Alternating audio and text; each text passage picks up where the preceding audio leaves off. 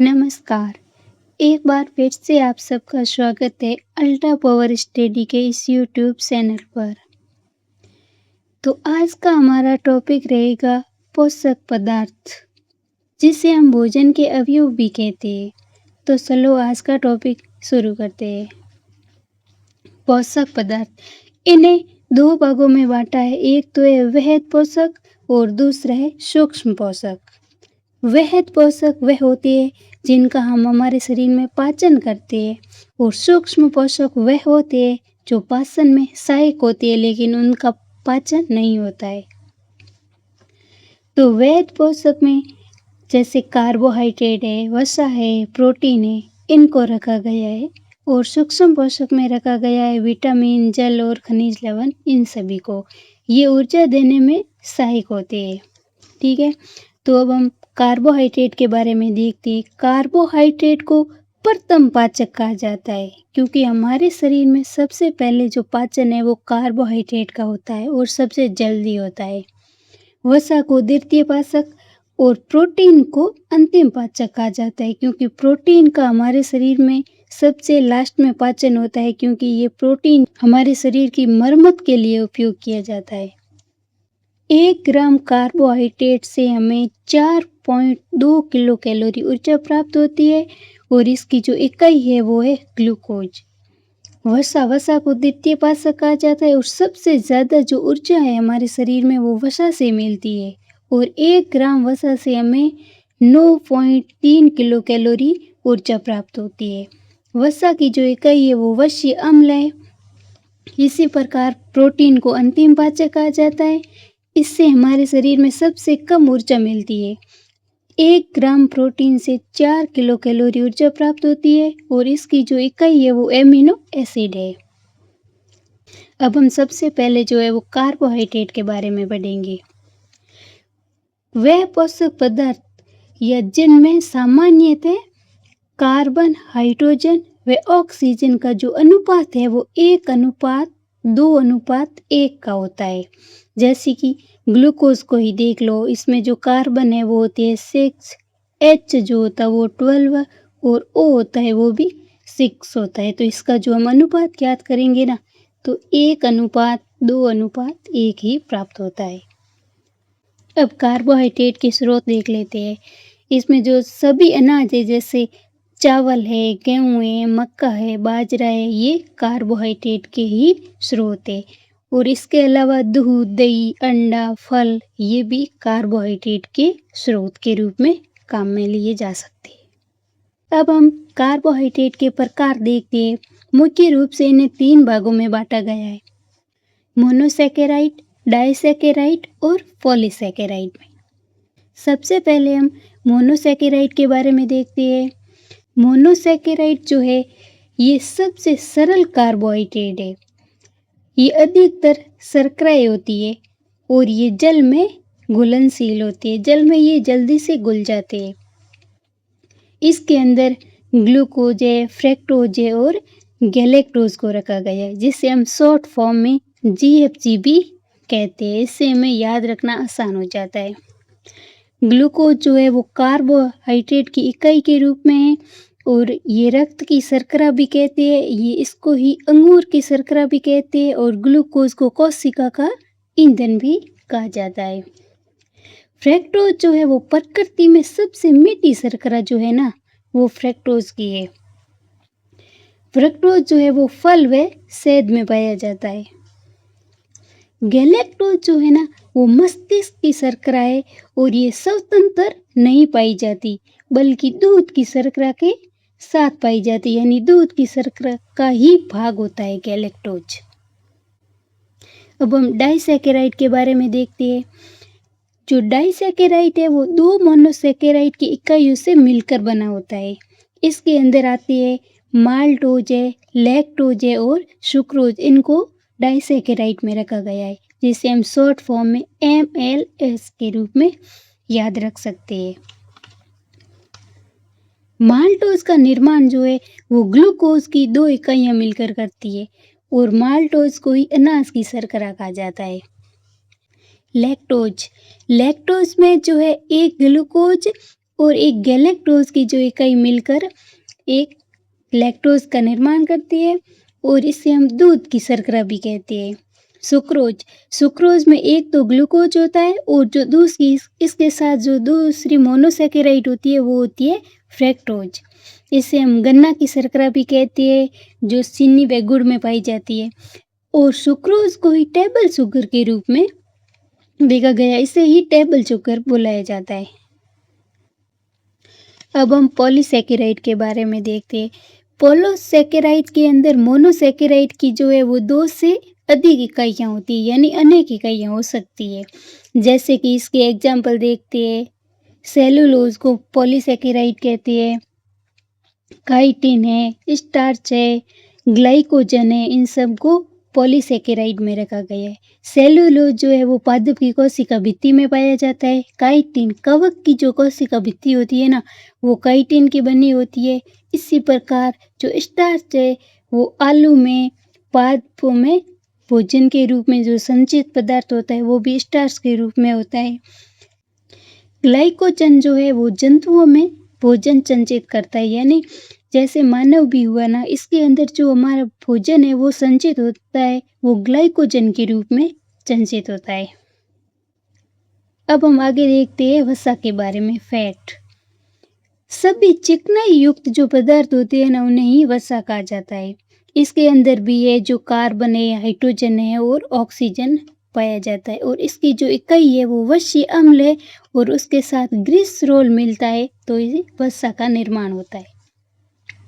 सबसे ज़्यादा जो वसा एनर्जी मिलती है ना हमें, वो वसा से ही मिलती है। इसके अंदर 1 किलोग्राम वसा से 9.3 किलो कैलोरी में ऊर्जा प्राप्त होती है। वसा को भी 3 भागों में बांटा गया, जैसे सरल वसा है, संयुक्त वसा है और व्युत्पन्न वसा है। सबसे पहले हम सरल वसा के बारे में देखते हैं। इसकी जो इकाई होती है वो वसीय एसिड होती है, ये आपने देख ही लिया है। और इसको भी आगे 2 भागों में बांटा है, एक है संतृप्त वसा और एक है असंतृप्त वसा। संतृप्त वसा वह होती है जिसके अंदर जो कार्बन होते हैं ना उसके अंदर सिंगल बॉन्ड होता है और ये सामान्यतः जम जाती है, यानी ठोस अवस्था में पाई जाती है और ये जंतुओं से प्राप्त होती है, जैसे कि घी है, मक्खन है, ये सब संतृप्त वसा का ही भाग है। दूसरा है असंतृप्त वसा। इसके अंदर कार्बन में या तो डबल बॉन्ड होगा या ट्रिपल बॉन्ड होगा, यानी द्विबंध या त्रिबंध होगा। ये सदैव तरल अवस्था में पाई जाती है, यानी ये जमती नहीं है, ये तरल अवस्था में ही पाई जाती है, जैसे कि वनस्पति से प्राप्त होने वाली वसा, जैसे तेल है। इसी का ही एक अपवाद है, जो नारियल तेल है ना, वो है तो असंतृप्त वसा लेकिन ये जम जाता है, तो ये इसका अपवाद है, ये भी आप याद रखना।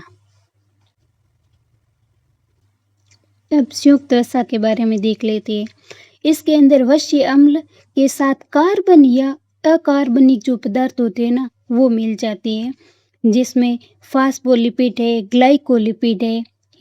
ये पादप की जो कोशिका झिल्ली होती है ना, कोशिका भित्ति तो सेल्यूलोज की बनी होती है, लेकिन जो कोशिका झिल्ली होती है ना वो फास्फोलिपिड या ग्लाइकोलिपिड से मिलकर बनी होती है। व्युत्पन्न वसा का निर्माण जो है वो सरल व संयुक्त वसा की क्रिया से होता है। इसके अंदर हम देख स्टेरॉइड्स जो है वो व्युत्पन्न वसा का ही प्रकार है और ये जो सबसे महत्वपूर्ण स्टेरॉइड जो होता है वो कोलेस्ट्रॉल में होता है। इसी प्रकार प्रोजेस्टेरोन और एस्ट्रोजन जो होता है ना, ये एक प्रकार का स्टेरॉइड्स है। अब हम प्रोटीन के बारे में देखते हैं। प्रोटीन की जो खोज है वो मोल्टर ने की है, लेकिन जो प्रोटीन नाम है वो बर्जेलियस ने दिया है।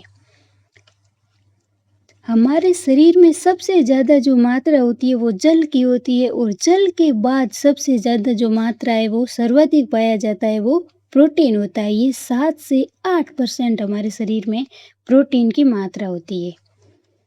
प्रोटीन में भी कार्बन है, हाइड्रोजन है, ऑक्सीजन है और इसके साथ जो है नाइट्रोजन, फास्फोरस और सल्फर की मात्रा भी पाई जाती है।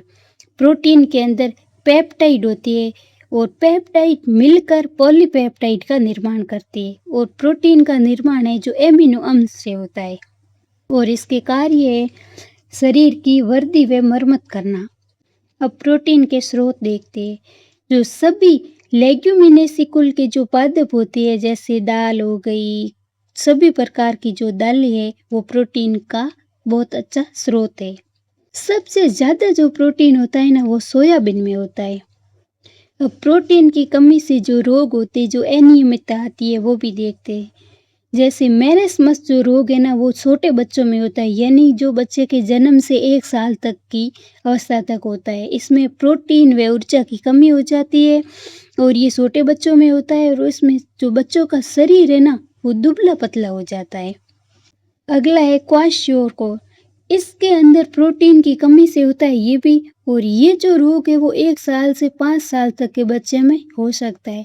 इसके अंदर बच्चों का पेट फूल जाता है, टांगें पतली हो जाती है। अब हम प्रोटीन के प्रकार देखते हैं। प्रोटीन को भी सरल प्रोटीन है, शुभ प्रोटीन है और व्युत्पन्न प्रोटीन में बांटा गया है। पहले हम सरल प्रोटीन के बारे में देखते हैं। इसको रेशेदार प्रोटीन और गोलीय प्रोटीन 2 भागों में विभक्त किया गया है। पहले रेशेदार प्रोटीन जैसे केराटिन है, इलास्टिन है, फाइब्रिन है, ये सब रेशेदार प्रोटीन है। और गोलीय प्रोटीन के अंदर एल्बुमिन और हिस्टोन आती है। संयुक्त प्रोटीन जो है वो सरल प्रोटीन के साथ कोई भी क्रियात्मक समूह जुड़ जाता है या कोई धातु अधातु जुड़ जाता है ना, तो उससे ही संयुक्त प्रोटीन का निर्माण होता है। और इसके जो एग्जाम्पल है वो ग्लाइकोप्रोटीन और हीमोग्लोबिन जो है वो संयुक्त प्रोटीन के प्रकार है। अगला है व्युत्पन्न प्रोटीन। व्युत्पन्न प्रोटीन जो है वो सरल व संयुक्त प्रोटीन जो होती है ना उसकी क्रिया से बनती है। इसके अंदर जो आता है वो है इंसुलिन। ये व्युत्पन्न प्रोटीन का ही प्रकार है। अब हम विटामिन्स के बारे में देखते हैं। विटामिन की जो खोज है ना वो ल्यूनिन ने की थी और कहीं कहीं हॉपकिंसन भी देखने को मिलता है। और विटामिन जो शब्द है ना ये सीक फेंक ने दिया है। विटामिन कार्बनिक पदार्थ होते हैं जो अल्प मात्रा में उपयोग होते हैं, यानी ये सूक्ष्म पोषक के भाग है। विटामिन को सूक्ष्म पोषक में रखा गया है जिससे हम पाचन में जो सहायक होते हैं। विटामिन का जो सिद्धांत है वो हॉपकिंस ने दिया है। विटामिन उपापचयी क्रियाओं का नियमन करते हैं लेकिन उपापचयी क्रियाओं में भाग नहीं लेते हैं। विटामिन के जो प्रकार है एक तो जल में विलय है और दूसरे वसा में विलय है। जल में जो विलय विटामिन है वो है विटामिन बी और विटामिन सी, और जो विटामिन वसा में विलय होती है वो होती है विटामिन ए, डी, ई और के। अब हम एक एक के बारे में देखते हैं। पहले हम वसा में घुलनशील विटामिन को देख लेते हैं। इसके अंदर हम पहले देखते हैं विटामिन ए। इसका जो रासायनिक नाम है वो रेटिनॉल है। विटामिन ए को हम रासायनिक रूप से रेटिनॉल के नाम से बुलाते हैं। और इसके जो स्रोत है वो है गाजर, पपीता, टमाटर, हरी सब्जियां, आम और गोल्डन राइस जो है वो विटामिन ए का स्रोत है। और इसकी कमी से जो है वो रतुंधी रोग होता है और एक होता है वो जीरोप्थेलिमिया रोग भी इसी की कमी से होता है। रतुंधी रोग है, इसमें रात को कम दिखाई देता है और जीरोप्थेलिमिया में आंखों का सूखापन होता है, यानी आंखों में जो पानी है उसकी कमी हो जाती है और आंखें जलने लगती है, सूखी सूखी लगती है। आगे है विटामिन डी। विटामिन डी का जो रासायनिक नाम है वो है कैल्सीफेरॉल और इससे ही सनशाइन भी कहते हैं। विटामिन डी के स्रोत देखते हैं, जैसे कॉड लीवर जो है, कॉड लीवर का जो तेल है ना उसके अंदर विटामिन डी पाया जाता है। धूप की उपस्थिति में जो हमारी त्वचा है ना वो 7 हाइड्रोक्सी कोलेस्ट्रॉल से विटामिन डी का निर्माण करती है। और ये जो विटामिन डी जो है ना हमें धूप से सुबह की 9 से 11 बजे तक की धूप से ही प्राप्त होता है। इसके बाद की धूप में विटामिन डी नहीं बनता है। और विटामिन डी की जो कमी है ना उससे रिकेट्स नामक रोग होता है जो बच्चों में होता है। और एक जो ऑस्टियोमलेशिया रोग होता है ना ये बड़ों में होता है, जैसे कि वयस्कों में होता है। इसके अंदर हड्डियां कमजोर हो जाती है। अगला है विटामिन ई। विटामिन ई को सुंदरता का विटामिन भी कहा जाता है और इसका रासायनिक नाम है टोकोफेरोल या एंटी स्टेरिलिटी विटामिन भी कहा जाता है। विटामिन ई के स्रोत देखते हैं, जैसे साबुत या जो अंकुरित अनाज होते हैं ना, उसके अंदर विटामिन ई भरपूर मात्रा में होता है। और हरी पत्तेदार सब्जियां हैं, फल है आदि। विटामिन ई की कमी से नपुंसकता है, बांझपन है या त्वचा पर जो है ना वो झुर्रियाँ पड़ जाती है। अब देखते हैं विटामिन के बारे में। विटामिन के जो है ना, इसको नेप्ताक्विनोन या फिलोक्विनोन के रूप में या इसे एंटी हीमोरेजिक भी कहा जाता है। इसके जो स्रोत है वो अंकुरित अनाज है, पत्तेदार सब्जियां हैं। बड़ी आंत में जो उपस्थित बैक्टीरिया है ना, उससे भी विटामिन ई के का संश्लेषण भी किया जाता है। जो हमारी मानव की जो बड़ी आंत है ना, उसके अंदर उस बैक्टीरिया जो होती है जिसके कारण विटामिन के का हमारे शरीर के अंदर ही संश्लेषण किया जाता है। जो विटामिन के है ना, इसकी कमी से रक्त का थक्का नहीं बनता है। अब देखते हैं जल में विलय विटामिन। इसके अंदर हम बी देखते हैं, बी फेस्ट यानी बी जो है विटामिन बी वो एक समूह के रूप में पाया जाता है, जिसे बी कॉम्प्लेक्स कहा जाता है। तो हम पहले विटामिन बी वन को देखते हैं। विटामिन बी वन को हम थायमिन कहते हैं, यानी इसका जो रासायनिक नाम है वो थायमिन है। और इसके स्रोत है साबुत अनाज है, अंकुरित अनाज है, पत्तेदार सब्जियां हैं, नट्स है जैसे मूंगफली, चना, बादाम आदि। और इसकी जो कमी है ना, उससे बेरी रोग होता है, यानी भूख कम लगती है और वजन में लगातार कमी होती जाती है बेरी रोग। अब विटामिन बी टू देखते हैं। इसका जो रासायनिक नाम है वो है राइबोफ्लेविन, या इसे पीला एंजाइम भी कहते हैं, या इसी को ही विटामिन जी भी नाम दिया गया है। और इसके जो स्रोत है वो है दूध है, पनीर, मक्खन, चीज, दही, अंडे, मांस आदि जो है विटामिन बी के स्रोत है। और विटामिन बी की कमी से जो है वो किलोसिम रोग होता है, जैसे मुख में चाले पड़ जाना। अगला है विटामिन बी थ्री। इसको रासायनिक रूप से निकोटिनिक एसिड या नियासिन भी कहते हैं। इसके जो स्रोत है वो है साबुत अनाज, काष्ठफल, फली, यष्ट या यकृत, मछली, मुर्गी आदि में ये पाया जाता है। और इसकी कमी से जो है पेलाग्रा नामक रोग होता है। अगला है विटामिन बी फाइव। इसको पेंटाथिनिक एसिड भी कहते हैं। और इसके जो स्रोत है वो दूध है, यष्ट है, मूंगफली है, टमाटर, पनीर, यकृत, मछली ये सब, और पत्तेदार सब्जियां ये सब है। और इसकी कमी से जो है वो बाल झड़ते हैं और समय से पहले ही सफ़ेद बाल आ जाते हैं। अगला जो है वो है विटामिन बी सिक्स। इसे पायरिडॉक्सिन भी कहते हैं। और इसके जो स्रोत है वो है सोयाबीन, मूंगफली, वो जो फलीदार भोजन है वो है अंडा, मछली, मांस आदि में ये विटामिन बी सिक्स पाया जाता है। और इसकी कमी से जो तंत्रिका तंत्र है ना वो प्रभावित होता है। अगला है विटामिन बी सेवन।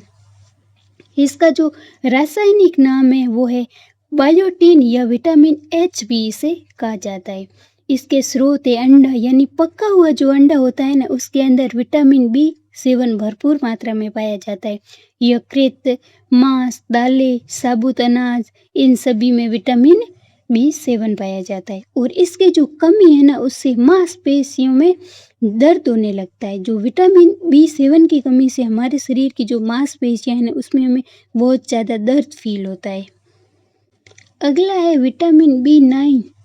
ये विटामिन बी नाइन जो है इससे हम रासायनिक रूप से विटामिन एम भी बुला सकते हैं। और इसका जो रासायनिक नाम जो है वो फोलेसिन या फोलिक एसिड है।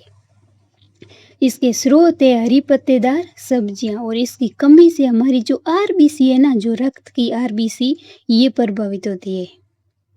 अगला है बी12। बी12 के अंदर कोबाल्ट धातु पाई जाती है, यानी इसके अंदर कोबाल्ट धातु उपस्थित होती है। और इसका जो रासायनिक नाम है वो है साइनोकोबाल्मिन, या इसको कोबाल्मिन भी कहा जाता है। इसके जो स्रोत है वो है अंडा, मांस, यकृत, यानी विटामिन बी12 का कोई वनस्पति को उत्पाद नहीं है। इसके अंदर जो सारे के सारे जंतु उत्पाद है वही होते हैं। और इसकी कमी से जो है एनीमिया हो जाता है, यानी हमारे शरीर में रक्त की कमी हो जाती है।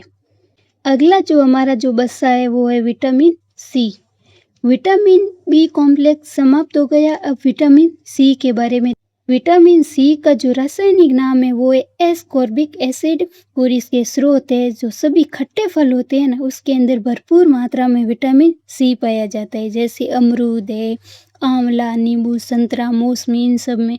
और इनके अलावा जो मिर्च होती है ना, मिर्ची, उसके अंदर भी विटामिन सी उपस्थित होता है। विटामिन सी की कमी से हमें स्कर्वी रोग होता है, जैसे मसूड़ों से खून आता है, और इस रोग को नाविकों का रोग भी कहते हैं, क्योंकि सबसे पहले जो इस रोग का पता चला था ना, वो नाविकों में चला था। तो चलो दोस्तों, आज के लिए बस इतना ही। अगर क्लास पसंद आए तो लाइक, शेयर एंड चैनल को सब्सक्राइब जरूर करें। धन्यवाद।